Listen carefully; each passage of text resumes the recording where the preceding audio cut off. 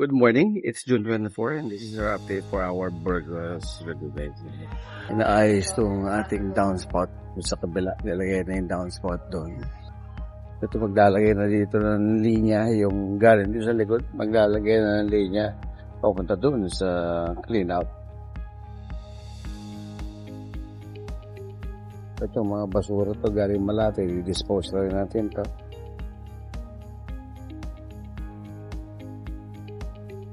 Buhos na tayo dito. Kagabi binuhusan yan. Ito yung ating bagong septic tank. Chamber number 1, chamber number 2. So, ito yung mga pipe. Ito yung pipe na kapunta sa labas. So, tataas pa yan. Ito ginagawa dito, isa pang poste. Ito, binuhusan na yan. Yung binuhusan yan. May hukay dito sa isa ay, no? Kaya meron tayo doong column na ilalagay. Another column, post rin yan. Dito maglalagay ng bagong parilya.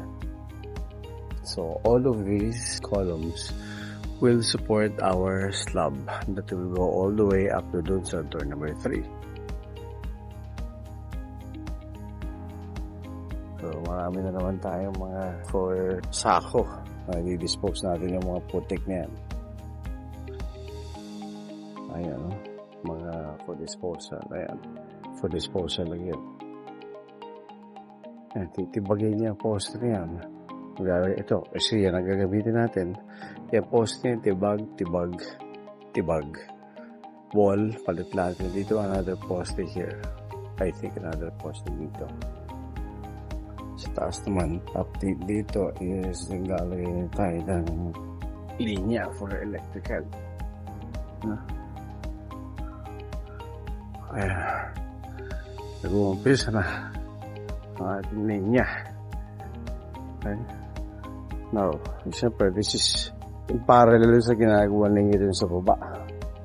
Ito, hinaayos na rin to. Okay. Ayan. Susunod, papaayos ko na to. Pag okay na natin mga biga, pwede na umpisahan yan. Yung CR niya. Ito, papabakbak ko. Palit lahat yan. Kasi may crack na doon. Eh, kasi nga dati wala nang biga.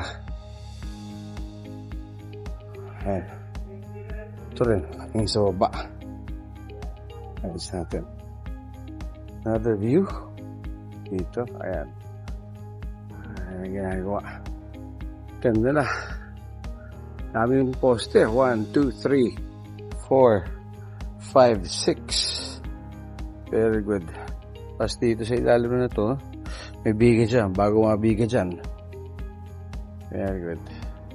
So, tanggal yan. Papalit tayo ng bago. Okay. This is the update for our Burgos renovation. Today is June 24, Manila Day. Till next time.